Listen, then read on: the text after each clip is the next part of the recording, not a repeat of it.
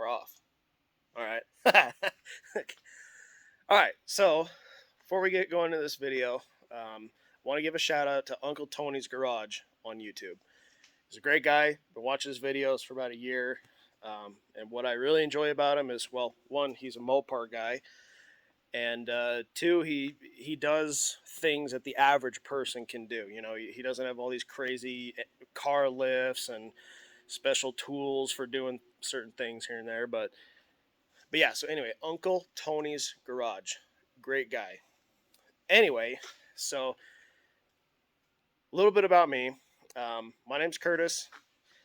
I, I'm a mechanical engineer.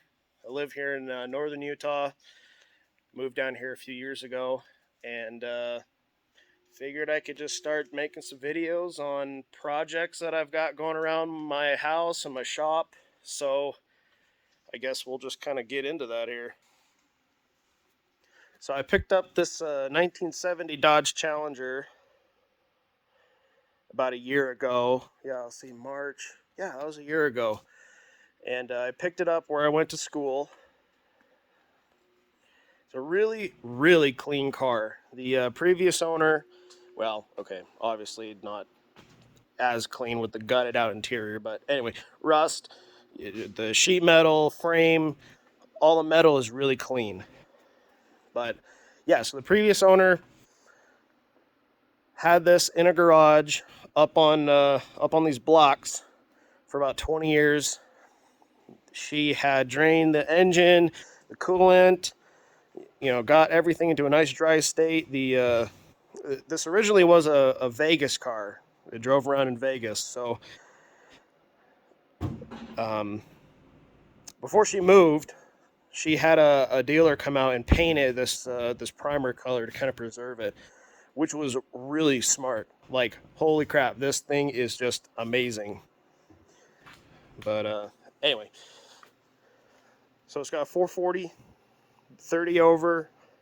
It had a Holley 750 vacuum secondary carb on it. But I spent about 6 months trying to get that thing to run right, and I could never get it to.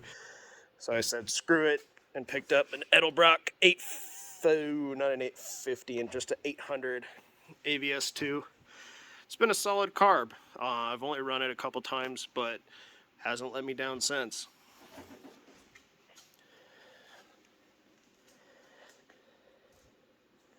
But yeah, overall, it is a very, very clean car. Except for that right there. No, that's okay. Actually, that's not okay because I'm going to be getting all new front fenders when I start working on the sheet metal for this car. We're going to be getting all new inner aprons, the apron set for both sides. I'm debating on getting a new radiator support. I don't think I need, because the bottom here it's squished in, but I can pull that back out. But yeah, debating on that. It would save me a couple $100, but the so obviously the radiator here, aluminum water pump. Put a new aluminum billet pulley on there. So here's the old one. It's factory to the car. It's a 26-inch brass copper radiator. But I took it into a radiator gas tank shop and they tried to fix it up. It has, let's see.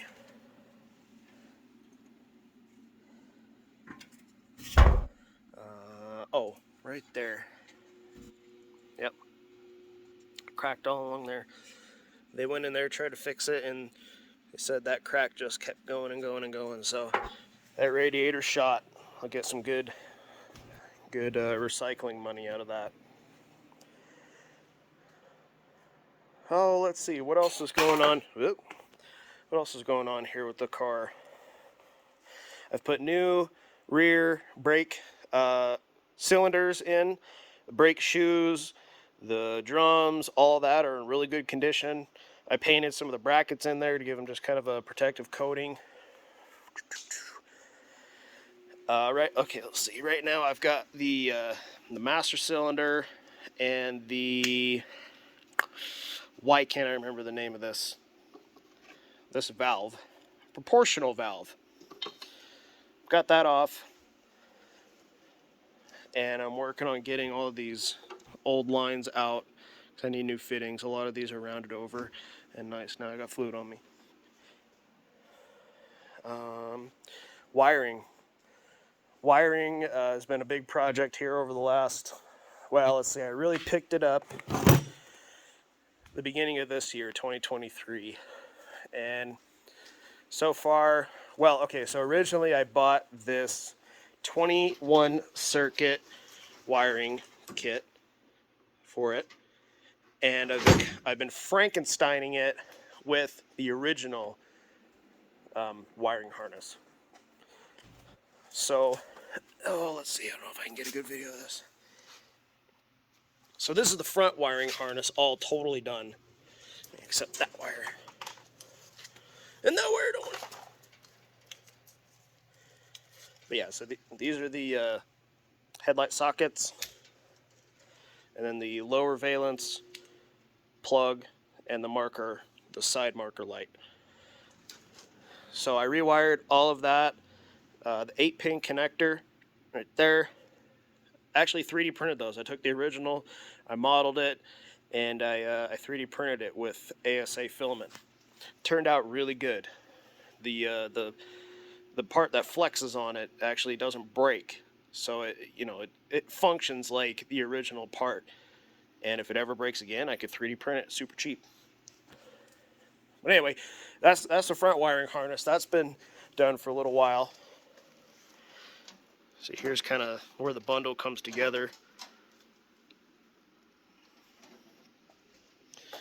The rear harness for the lights, well, let's see, the rear, running lights, side markers, gas tank, or not the gas tank light, the license plate light. I decided to just buy that online. $100. I said, $100. It would save me so much time. Oh my God, I gotta take my coat off. It is warm in the shop right now. Whew. Yeah, so I bought that. Front one was $300, and it's a simpler harness. I don't know, drives me insane how things work like that, but I decided to build that. Wasn't too difficult. I was gonna redo the engine bay harness. Okay, I'm sorry. Here, I got to plug my phone in or I am going to die. Okay. This is going to be a little funny now because I got to walk around with this battery pack to keep my phone going. Okay. So, wiring harness here. I was going to redo all of this crap. Decided not to because it's in really great shape. The only thing I haven't redone is this. This is the engine, or the carburetor idle solenoid plug. I don't have a carburetor idle solenoid. Let's see, that's new. This was actually the reason the car would not start when I first got it. So when I first got it, the first thing I wanted to do was get this engine running. Threw some new oil in it. I got the radiator all hooked up, got everything hooked back up the way it is supposed to, and went to fire it. It wouldn't go. Wouldn't go. And so I looked it up, and that was the reason. This is the ignition control module, ICM. $30, so I said, I'll buy that. And it came with this plug harness as well, which hooks into the alternator regulator and the ignition ballast and the ignition for the car. So, yeah. So aside from this plug, that plug right there. Original harness. Okay, what else have I been doing with this car? Oh, gas tank. So the gas tank, I was told by the original, or no, sorry, not the original owner, but the previous owner, that it was drained and had no gas, and it was totally dry. Well, when I get it back and I unload it into the shop here, I pull the tank and I find it a quarter of the way full with basically nail polish remover. I mean, it was nasty stuff. And I find it with, yeah, basically varnish in the tank. I mean, just super old, 20 plus year old gas. So I drained that off, and I took it into the same place that I took the radiator, and they did an acid bath of it, got the inside nice and cleaned, and did a re-epoxy coat of the inside. They did a 2-layer epoxy coat. Well, I mean, it worked fine, but it cost me $200 to do that when I could have bought a whole brand new stainless steel tank for like $130.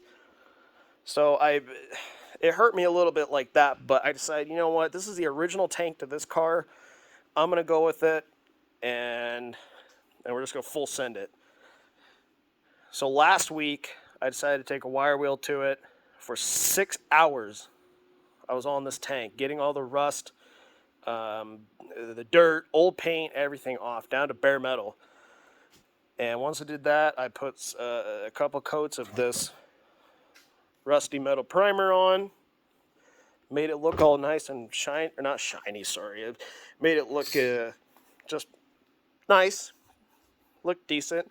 It definitely made some of these dents in here pop, but it's under the car. Who cares? Nobody's going to see it. And so just today I put a fresh coat of this just satin black protective enamel.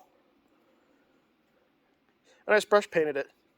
Didn't spray it or roll or anything, just brush paint. So we'll come back and look at that when it's dry. The other side is dry and it looks really good. But yeah, gas tank is almost done. It's got a brand new sending unit in it, a new seal, a new retainer ring, the filler neck. We've got a new filler neck gasket in there. That thing was a biatch and a half to get in. But yeah, once this paint's all done, this tank will be ready to go back on. Okay. Let's see, what else here? It was me just being an idiot. Okay, so I decided, since I was getting the fuel system on, I needed to get a trim piece for the filler cap. Bought this online, $25, not a big deal. It became a big deal when I found the exact same one that was off the car originally in a box under there.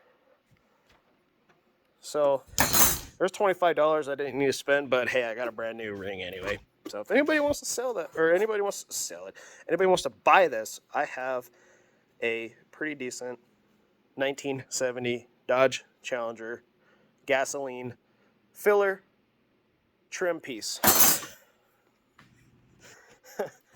All right. Oh, another thing with wiring. Go over this side. The steering column. All right, so steering column has got a brand new ignition switch. It has a brand new turn signal switch. The old one didn't have that clickiness in it. All the cams that are in there, in the piece in here, were broken, so it didn't have any of this clicking.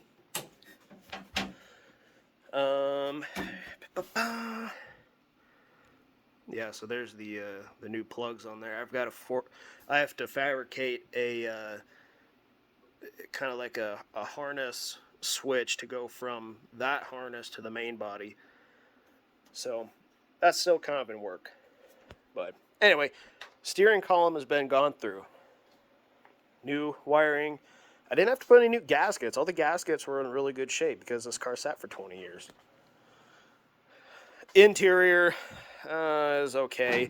So originally the car was black, had black, vinyl and bucket seats and bench seat in the rear. But when I got the car, it had white bucket seats and a white bench, but the original black was, laid down right there, and then it had the white one up on top of it. So I thought that was kind of silly. So I took those out, and I found a couple of rat's nests.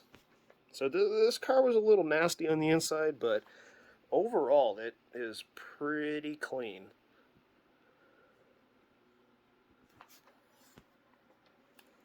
All right, so that's enough with the Challenger here. So this tank here, I went to a local pick and pull yard and picked this up for about $14, 10 cents a pound, 140 pounds. We thought it was 50 pounds when we picked it up. But yeah, just a compressed natural gas tank. I'm going to make that into a waste oil furnace, so I don't have to be burning this all the time, my propane heater. So yeah, work in progress there. I'm going to throw it on my old truck tires, dumbass. My old truck brake rotors. Another project is this is my daily driver. It's my 2002 Subaru Outback LL Bean Edition, 3-liter. It's a pretty nice little car. Nothing real special. But I've got her in the shop here because she needs CV axles. I redid the front suspension last year with new knuckles and ball joints, new struts, new rotors, new brakes, and now my CV axles have gone out. In particular is this one over here on the driver's side. But I'm going to replace both anyway. I mean, you're not going to see anything unless I take the frickin' wheel off, but while I was driving, while I go to work and back, I get this pop every time I turn. Every time I turn to the right, I get this pop. And I figured it was the other side, because just that's how it felt. And so when I took this side off, pulled the wheel, and I looked down in there at the boot, you could see into the joint, and I go in there and it's got play in all 6 axes. So picking up some new ones of those. Okay, this is one of my workbenches over here. I've got, well, not the dartboard. That's not a project. That's just a fun thing. This is the heater box for the Challenger. So I've got a rebuild kit here. So I'm debating on if I want to sandblast it, because this is all fiberglass. The housings here, these are fiberglass. I'm thinking of just sandblasting them, rattle canning them, and then I'll throw the new gaskets in. And I got a new actual core for it, radiator core. That was a good $100 spent. But yeah, so that's a little bit of a work in progress there. I've got a lot of projects that I do kind of intermediate. I pulled this apart and I said, that's enough for now. I'll just kind of get to it whenever. I need to stop doing that, otherwise I'm not going to get a damn thing done. Another little project is this little mower. So this is my race mower. It's got this Briggs Stratton 8-horse engine that I tore it down. I put a new piston, new rings, new rod. It's got new valves. What else? All new gaskets, everything. This carburetor was nasty, and I threw it in my sonic cleaner, and it cleaned it up to just about the state it's in now. Yep, so this is almost done. I just need to find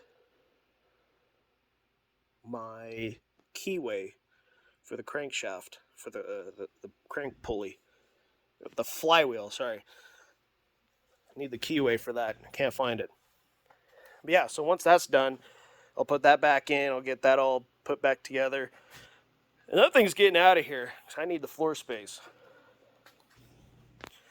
Oh, let's see. This is a 1930s. I don't know the exact year, but this is a 1930s Dodge pickup tailgate that I found in a yard out in eastern Utah, and I saw it and I said, you know, I can make something of that. I can make a bench. I can make it. I could paint it up real nice, hang it as an ornament or something. I don't know. I just thought it was cool. Got it for free.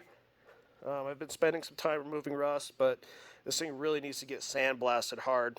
I've been taking wire wheels to it, and it is not enough. So there's that. Let's see. All right, we got the Challenger, we got the gas tank, we got the Subi, we got the mower, we got the tailgate. I don't know. I picked up this Harbor Freight Sam. Oh, here's another one. It's right in front of me. So I redid the lights in my shop last year. Okay. Let's see. These are the old ones over there. Picked these up from a friend's neighbor. She worked at a place and they were getting rid of all these lights. And I mean, hell, she gave me. So we got 3, 6, not. Well, we'll have 9. And these ones and a few others that I've thrown away. All of that for like $40. I was like, perfect. I'll take them.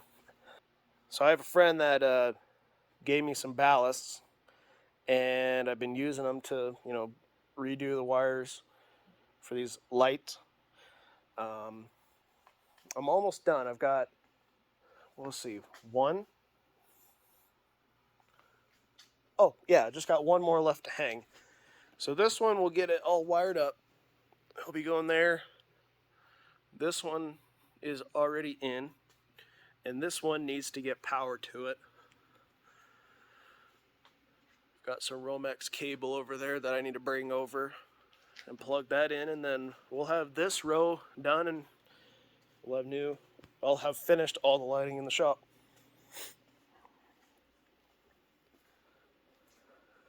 So yeah, that is kind of the projects I'm working on.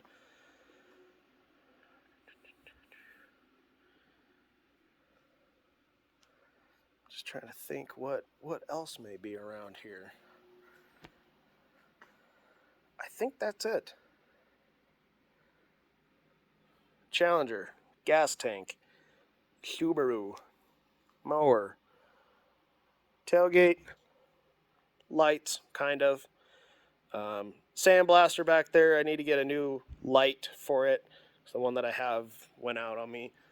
And then the waste oil heater. That's gonna be fun. Should be easy. All right, so that's the shop. Those are the things that I'm working on, and where we're gonna go from here. So the gas tank, we're gonna finish up. Well, we're gonna let this dry. We'll come in tomorrow. We'll flip it over, put a second coat on, let that dry, and then probably come in the following day on.